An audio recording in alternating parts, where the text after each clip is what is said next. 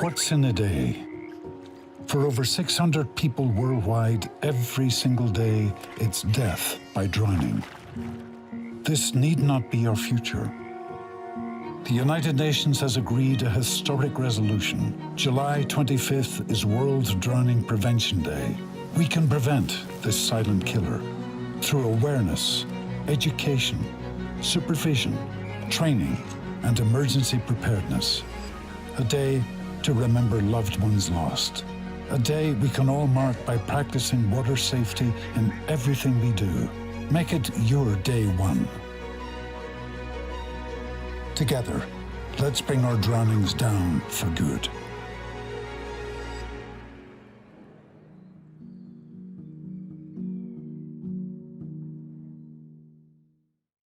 We're going to pick up the pace again, and we're going to start celebrating with a lot of excitement and reflecting on the national and local commemorations that have been taking place over the last couple of days. Very, very exciting. And we've got 4 or 5 or 6 or 7 actually. It grew quite rapidly this afternoon. So we've got a range of new panelists that will help us through this section.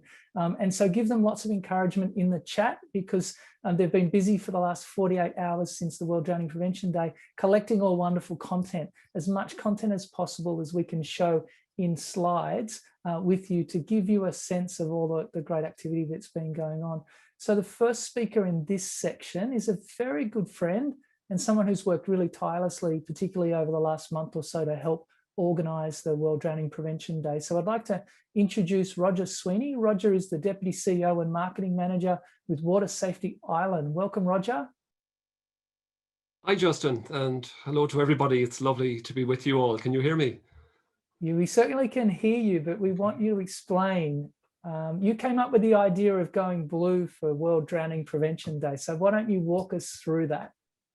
The initiative, Justin, actually originated through 2 channels. Firstly, in conversation with our friends at the RNLI, who came up with the idea of reaching out to their own contacts to light up in blue. And so we worked together to bring on board the heritage sites, the government buildings and the landmarks in the UK and in Ireland. And secondly, literally in the days leading up to World Drowning Prevention Day, I just thought it would be a nice way to engage not just the landmarks in Ireland, but people as well, to ask the lifeguards to face paint a blue line on their cheeks, or as one child called it, a cheeky blue smile, and something that would visually engage people online and at our lifeguarded waterways. And then it was just a matter of asking the public to do the same. And in Ireland, you often hear parents saying to a child, "I'm blue in the face," telling you to be careful. Now they were literally going blue, but with good reason and having fun doing so.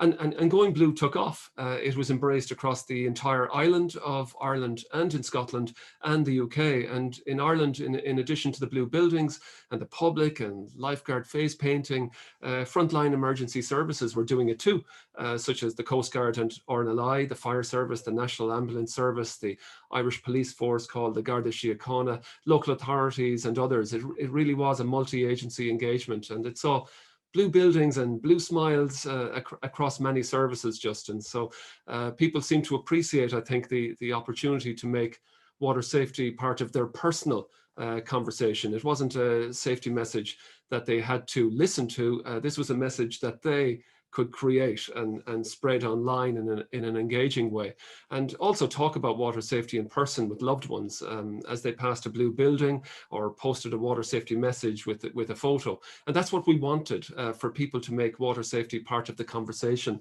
they are having with loved ones, and sharing messages that can prevent drowning. And on the subject of drowning, sadly, the day itself actually coincided with a spate of summer drownings across the island of Ireland and in the UK. So as the day unfolded, we saw all agencies as busy with broadcast media as they were on social media. And what really came across was the commonality of our messaging, the shared ownership of our safety messages was really obvious.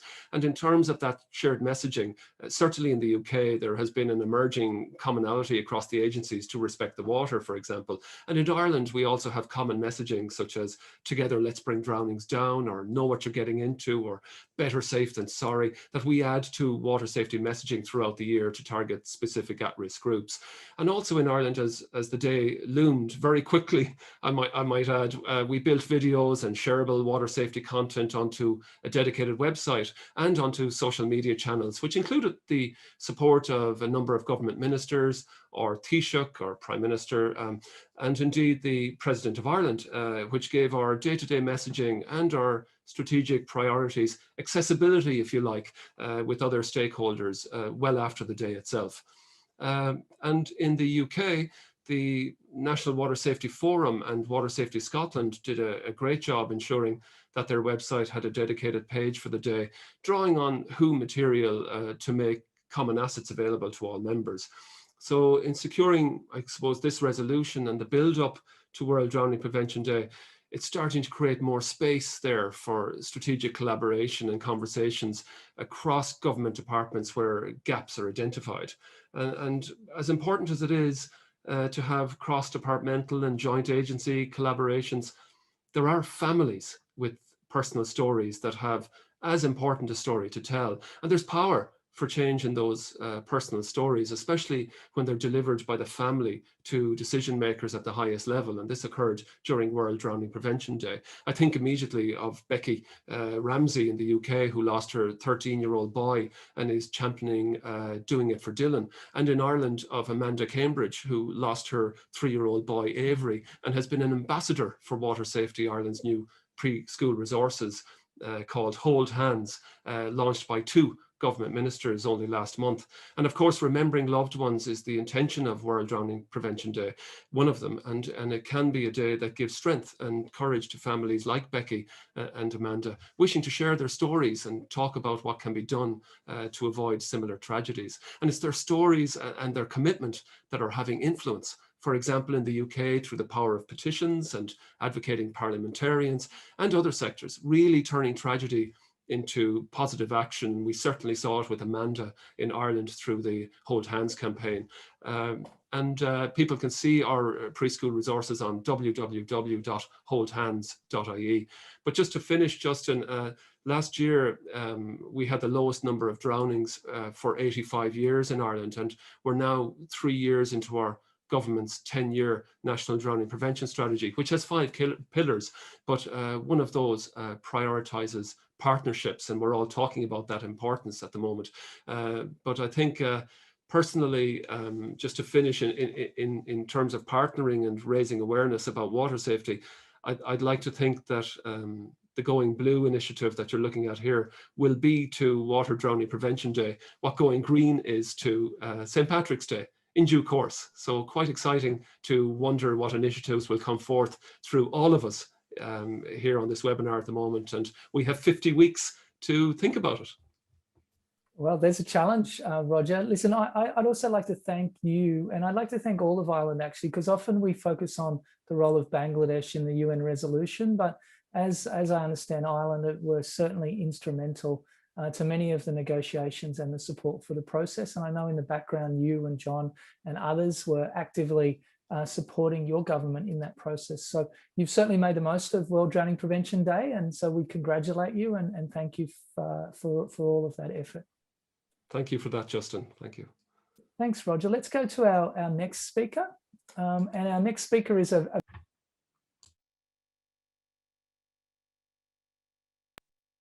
Our next speaker is a very dear friend and colleague of all of us, Dr. Katarina. Katarina is at the University of Porto. She's also the co-founder of the International Drowning Research Alliance, and she's a member of the ILS Drowning Prevention Commission. So welcome, Katarina. Hi, everyone. Dr. Katarina. We woke you up this morning in a fright about your slides, and so I do apologize. And we're really interested. I've asked you to have a look at Portugal and Europe, and then look a little bit closely at Africa as well. Can you take us through some of the ways that colleagues and friends in those areas have been celebrating World Drowning Prevention Day? Yeah, it's my pleasure.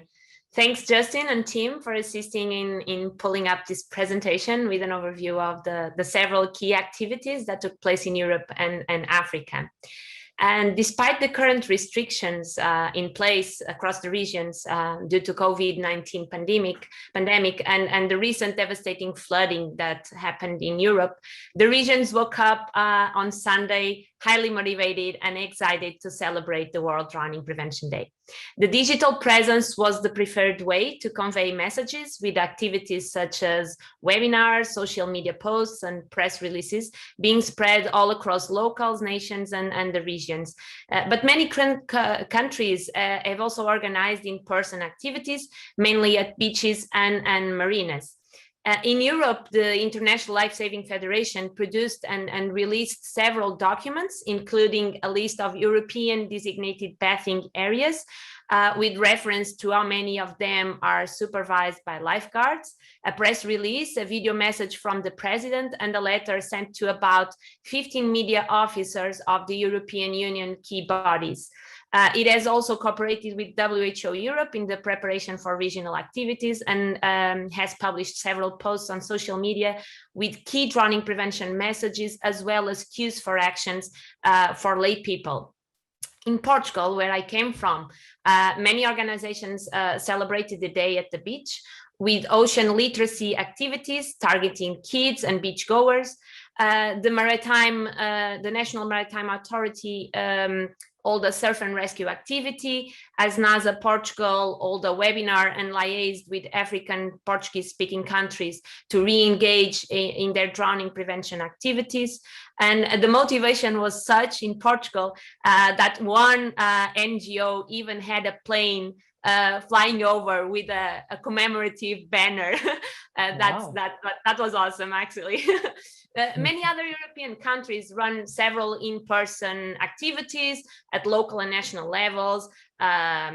Examples coming from Spain, Norway, Finland, Germany, UK, Greece, Italy, Serbia, Ireland. Many others included distribution of pamphlets, running rescue simulations, workshops, and water safety and life-saving courses for children, participating in podcasts and AMA sessions. And actually, there were a couple of countries that worked hard and take the opportunity of the World Drowning Prevention Day to issue some pleas for local decision makers to allocate more resources for swimming and water safety education to be added to the national curriculum. The International Drowning Researchers Alliance has also released 22 one-minute videos with members raising awareness of research gaps and opportunities for the future of drowning prevention. We have also seen from Europe images of lifeguards providing crucial help and support in their communities after the devastating floods that hit parts of Europe just a few days before the World Drowning Prevention Day. And this event, of course, added some sadness to the celebrations, but also they're highlighted how there's still a lot of work to do, even in high-income countries, regarding coordination and planning in the context of disaster risk reduction and climate change, where these events will become more common, and in understanding how drowning prevention will fit in those agendas. In Africa, we have also seen an abundant digital presence with numerous videos and posts being shared, as well as numerous in-person activities and even high-level activities involving key stakeholders, especially highlighting how markedly different, and as Olive has mentioned before, drowning is in this region, with a strong occupational component for drowning risk. Life-Saving South Africa celebrated the vigilance and service of some heroes that performed rescues on and off duty. Also, the NSRI has marked the occasion with a display of over 200 pink rescue boys in Cape Town, and handing awards to 3 brave men that recently saved a life using one of those pink rescue boys available for bystanders. In Tanzania, a marine stakeholder task team was formed, and an event to call to end of drowning was held with 200 participants across ministries, NGOs, CSOs, municipal and local government, and the National Director of Fisheries. In Zanzibar, the Milel Foundation and PNG Project organized an online event, and the second Vice President Office highlighted the need for a multi-sectoral approach to drowning prevention. And there were also demonstrations of best practice for survival swimming. Several ministers, including education, health, maritime, fisheries, and disaster management, explained how their ministries are working towards drowning prevention. Also, the Ugandan webinar held yesterday highlighted the need for multi-sectoral collaboration and had contributions from Marine Police, Ministry of Water and Environment, Ministry of Works and Transport, and also a representative of a fishing community. Other countries such as Lesotho, Ghana, Cameroon, Morocco, and many others have also appeared on numerous activities, mainly online activities, including radio phone-in show and demonstrations of survival swimming and media posts, all conveying the motto, Africa United to Stop Drowning. Thank you. Thank you very much, Dr. Katarina. And I should also acknowledge Becky Sindel for pulling together some images and contributing to that presentation. Thanks very much, Katarina. Have a great day. Thank you very much. We're going to go to our next speaker now. Our next speaker comes all the way from Brazil, the gold medalist in surfing, well, the country of gold medalists in surfing, Dr. David Szpilman. Dr. Szpilman is the medical director for Sabrasa and also an IDRA co-founder and pretty instrumental in the ILS Medical Commission. Welcome, Dr. Szpilman. Hello, Justin. Dr. Szpilman is not here right now. Can I replace him? I'm keen. Yeah, I'm keen. I talk with the children about drowning prevention in pools, beaches, rivers, and so ever. So what I want to say is we really do need, as Professor Oliver said, we do need a special message to our public. So we do need to know our public before. And the World Drowning Prevention Day is not about the day, but about a lot of preparation before the day. The day is coming to actions. And then we have to do afterwards a reevaluation of what we did, what we have hoping for the future.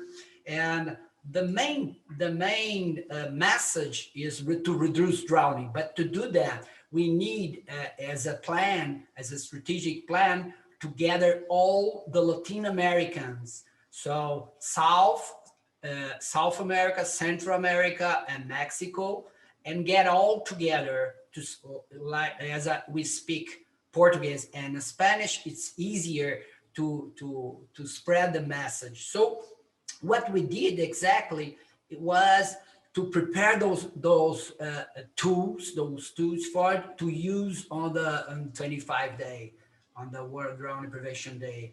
So we started May, working with meetings, and then we start to raise awareness of the problem, doing some posts every day with regional data, with raising the problem of drowning. And then when we stop at June 25, they are able to look at the website and see what exactly message is customized to their problem on regional issue.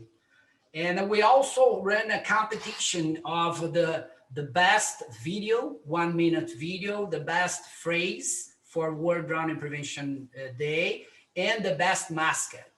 And this runs very well at the web, at the Facebook. They put it in, we give them a prize, and we come up with very good videos, very good phrases, and more for mascot for ourselves. We do believe that using mascots is the way you get through the message to our main public, which is children. And the message need to be simple. Drowning is a complex disease, and we do not have a simple solution. So we need to understand the public to give exactly the right message so we can impact them as for a lifelong. And then for wrapping up, we did a webinar, which is on the screen. which involve 27 states in Brazil. Brazil has 200 million people. We are able to involve the 27 states and more 4 Latin countries, which is Argentina, Spain, Portugal, and Uruguay. So what we achieved was a very good feedback from all of people, from all of our 200,000 followers at the social media. And then to wrap up all of this message, we're gonna meet all together again in a few days to understand our gaps, our errors, and how can we improve this for the future. And also we got, by this night, we are able to do a 40 minutes program on drowning prevention on CNN. So this will spread a lot of the message of World Drowning Prevention Day. Thank you, Justin. Thanks very much, Dr. Szpilman.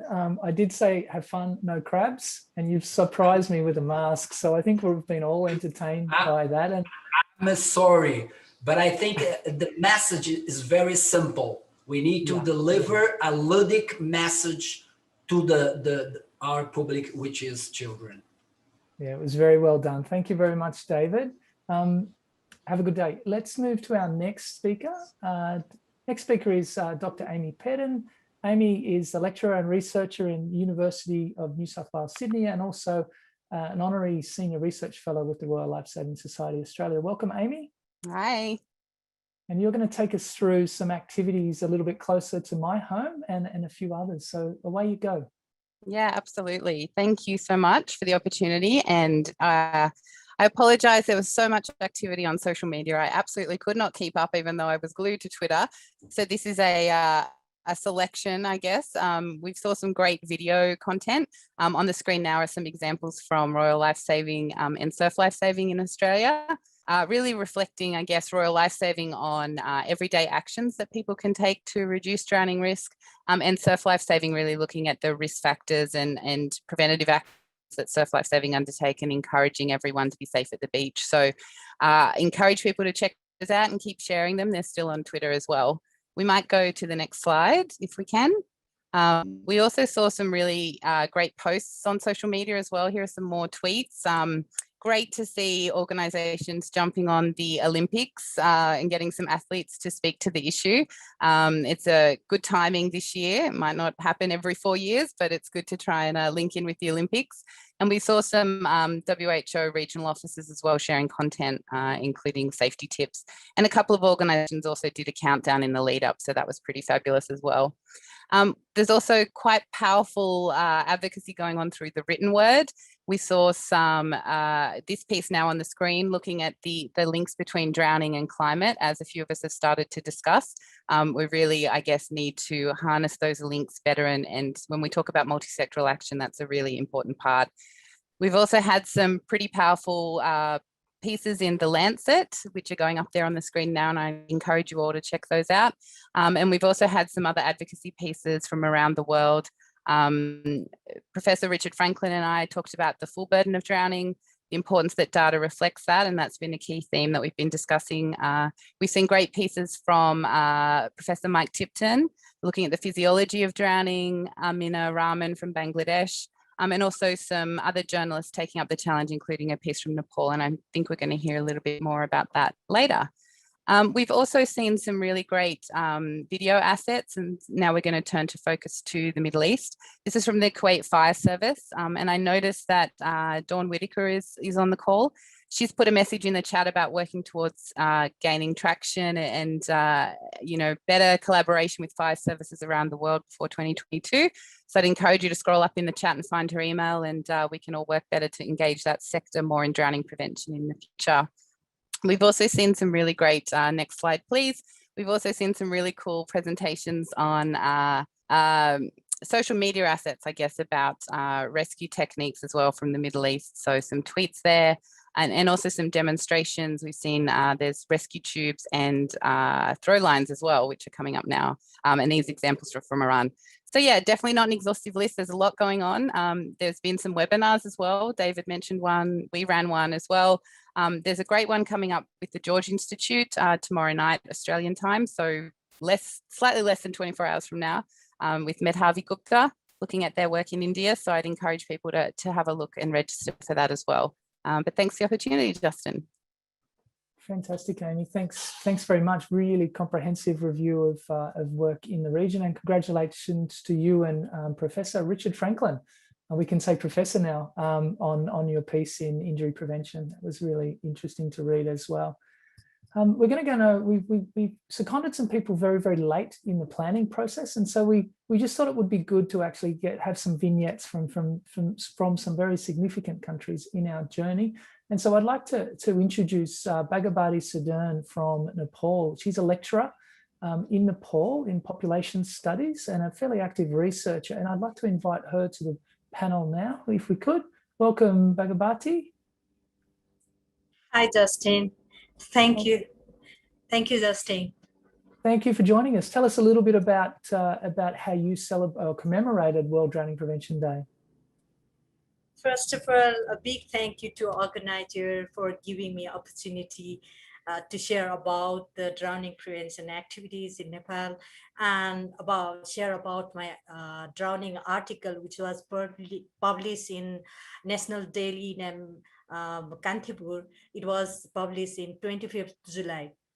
As in other countries, drowning is a serious public health problem in Nepal. A recent regional status report showed that around 1,600 people died from drowning each year, which is relatively high for such a small population. I can say that drowning prevention activities it's sad to say that almost not existent in Nepal. UN regulations and drowning prevention activities is very relevant for us to bring the issue of drowning to the government and related agency and the communities. The share of evidence speak loudly. So in this article, it is written in Nepali.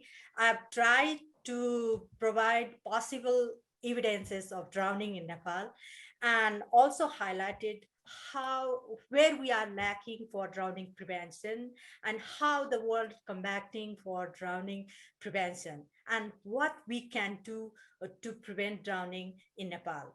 Further, in my article, I expressed that we are not doing some drowning prevention activities. So I expressed in my article that we can start drowning prevention through generating evidence through the different research activities. So on this day, I want to share one thing is that my article is published. The article, there was two issue in one paper, one page, and it was published along with the ex-vice chairman of our National Planning Commission. So this article shared a number of times in social media. I'm so happy that the drowning issue also reached to the large population. Thank you, Justin. Fantastic, Bhagavad-Gita. Thank you very much for your energy and enthusiasm and your work in Nepal. And goodbye. Thank you for joining us. Our next speaker is someone who's flown in all the way from Bangkok. She's well known across the drowning prevention community. She's does a fantastic job. So welcome, Sushata Gemongkong. Welcome. You are obviously at the Ministry of Public Health, where you lead the drowning prevention efforts in Thailand. How about you tell us a little bit about how the day was commemorated in Thailand by your team?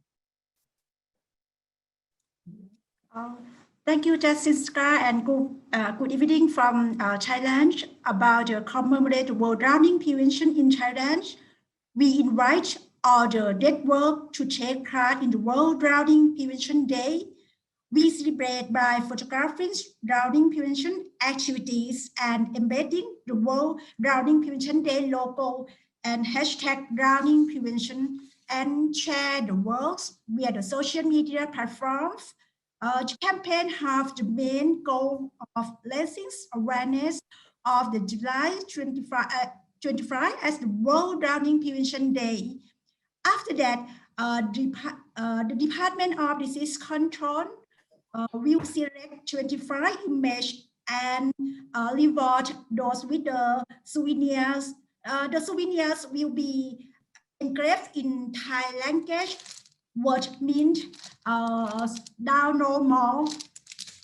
And we also set our goal that next year and every year, our World Drowning Prevention Day, we will celebrate by collaborate with multidisciplinary agencies to organize a campaign and National Drowning Prevention Merit Forum to present an award from the Prime Minister to a merit maker team that has been accredited to prevent drowning at the national level, and agencies or personnel who have outstanding performance in drowning prevention.